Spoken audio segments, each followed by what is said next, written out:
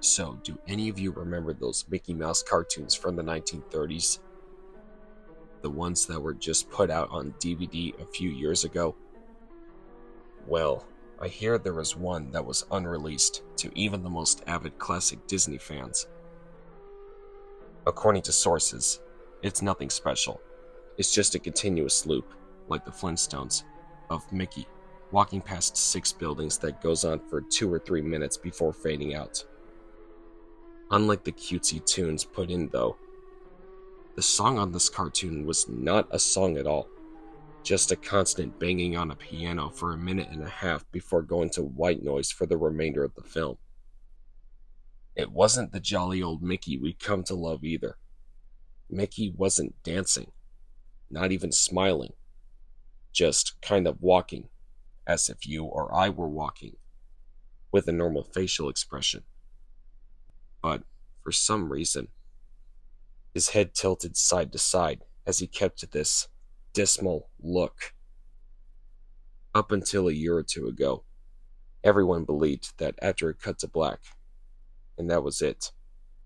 When Leonard Maltin was reviewing the cartoon to be put in the complete series, he decided it was too junk to be on the DVD, but wanted to have a digital copy due to the fact that it was a creation of Walt.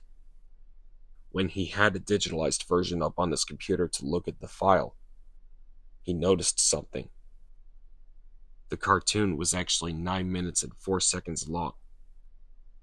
This is what my source emailed to me in full. He's a personal assistant of one of the higher executives at Disney, an acquaintance of Mr. Maltin himself. After it cut to black, it stayed like that until the 6th minute, before going back to Mickey walking. The sound was different this time. It was a murmur. It wasn't a language, but more like a gurgled cry. As the noise got more indistinguishable and loud over the next minute, the picture began to get weird. The sidewalk started to go in directions that seemed impossible based on the physics of Mickey's walking, and the dismal face of the mouse was slowly curling into a smirk. On the 7th minute, the murmur turned into a blood-curdling scream, the kind of scream painful to hear, and the picture was getting more obscure. Colors were happening that shouldn't have been possible at the time. Mickey's face began to fall apart. His eyes rolled on the bottom of his chin like 2 marbles in a fishbowl, and his curled smile was pointing upward on the left side of his face. The buildings became rubble, floating in mid-air, and the sidewalk was still impossibly navigating in warped directions, a few seeming inconceivable with what we, as humans, know about direction. Mr. Maltin got disturbed and left the room, sending an employee to finish the video and take notes of everything happening up until the last second, and afterward immediately stored the disc of the cartoon into the vault. This distorted screaming lasted until 8 minutes and a few seconds in, and then it abruptly cuts to the Mickey Mouse face at the credits of the end of every video with what sounded like a broken music box playing in the background. This happened for about 30 seconds, and whatever was in that remaining 30 seconds, I haven't been able to get a sliver of information about. From a security guard working under me who was making rounds outside of that room, I was told that after the last frame, the employee stumbled out of the room with pale skin, saying, "Real suffering is not known," 7 times, before speedily taking the guard's pistol and killing himself on the spot.